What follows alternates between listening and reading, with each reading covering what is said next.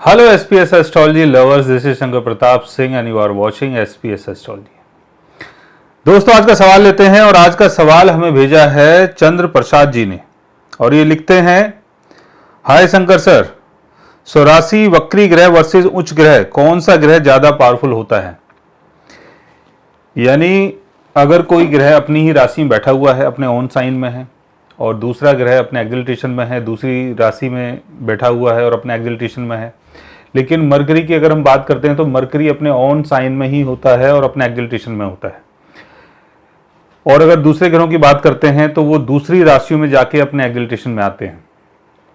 तो दोनों में से पावरफुल कौन है, इसकी चर्चा करते हैं। और इससे पहले मैं कुछ बताना चाहता हूं आप लोगों को कि जब भी आप अपने कमेंट्स डालते हैं तो कमेंट्स आपके जेनरिक होने चाहिए। मतलब अगर आप ये लिखते हैं कि मेरा राहु फर्स्ट हाउस में है, मेरा केतु 7th हाउस में है, सन मेरा 10th हाउस में है, इसको मेरा सैटर्न देख रहा है, तो क्या होगा। ऐसे कमेंट्स अगर आप डालते हैं तो ऐसे कमेंट्स क्या है कि ज़्यादा से ज़्यादा लोग नहीं देख पाते हैं और उनका कोई इंटरेस्ट नहीं होता है। लेकिन अगर आप ऐसे कमेंट्स डालते हैं कि जहाँ पर जो आपके क्वेश्चन है वो जेनरिक हैं, जैसे जुपिटर अगर फर्स्ट हाउस में है और वो अगर 7th हाउस को देखता है, 5th हाउस को देखता है, तो क्या होगा। या जुपिटर अगर 12th हाउस में है, जुपिटर अगर अपने रेट्रोगेशन में है, कोई प्लैनेट अगर कंबस्ट हो गया है तो उसके कारण क्या होगा। तो ऐसे कमेंट्स होने चाहिए जिन कमेंट्स को और भी लोग सुन सकें, समझ सकें और वहाँ से कुछ सीख सकें। तो आगे से जो भी आप अपने कमेंट्स डालते हैं, एक तो वो बहुत ही शॉर्ट हों, दूसरा जेनरिक हों। तो स्टार्ट करते हैं आज का क्वेश्चन। और जैसा आपने पूछा है कि कौन सा ग्रह ज़्यादा पावरफुल होता है। देखिए, ज़्यादा पावरफुल जो ग्रह होता है वो स्वराशि का ग्रह होता है, यानी जो ग्रह अपने घर में बैठा हुआ है उसकी पावर ज़्यादा होती है। लेकिन कोई ग्रह अगर अपने एक्सिलरेशन में है, जैसे मान लेते हैं कि सूर्य अपने एक्सिलरेशन में है, एरीज साइन में है, और सूर्य का जो लॉर्ड है, जहाँ पर सूर्य बैठा हुआ है, उसका लॉर्ड है मंगल। मंगल अगर कंबस्ट हो जाता है, मंगल अगर डेबिलिटेशन में चला जाता है, मंगल अगर केतु शनि राहु के साथ होता है, तो सूर्य का अपने एक्सिलरेशन में होने का भी कोई फायदा नहीं है।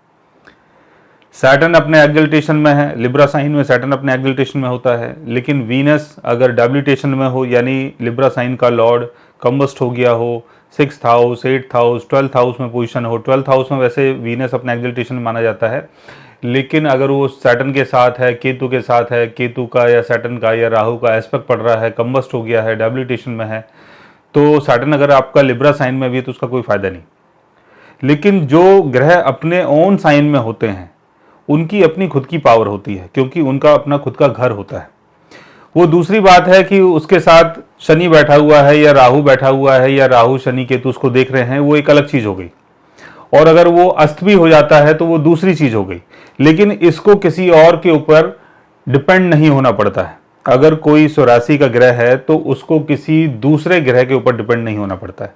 लेकिन अगर कोई ग्रह अपने एक्सिलरेशन में है, मरकरी को छोड़ के, तो उसको दूसरे ग्रहों के ऊपर डिपेंड होना पड़ता है। अगर दूसरे ग्रहों की प्लेसमेंट अच्छी है, जैसे मैंने आपको बताया कि सूर्य अगर मंगल के घर में है, सूर्य वहाँ पर एरीज साइन में अपने एक्सिलरेशन में होता है, और मंगल अगर उसको सपोर्ट नहीं करता है तो सूर्य का अपना एक्सिलरेशन में कोई फायदा नहीं है।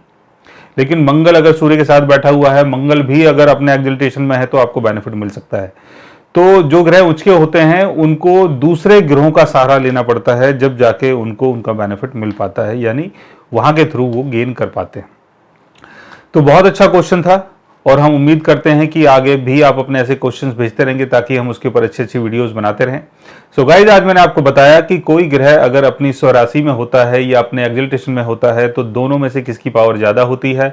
अगर आप भी जानना चाहते हैं अपने ग्रहों के बारे में या प्लेनेटरी पोजीशन के बारे में, तो उसके लिए आप हमारे चैनल को सब्सक्राइब कर सकते हैं। और अगर आप हमसे बात करना चाहें, कंसल्ट करना चाहें या पर्सनली हमसे मिलना चाहें, तो आप हमारी वेबसाइट के थ्रू, हमारे ऐप के थ्रू हमसे मिल भी सकते हैं, बात भी कर सकते हैं, और गाइज आप हमसे कंसल्ट भी कर सकते हैं।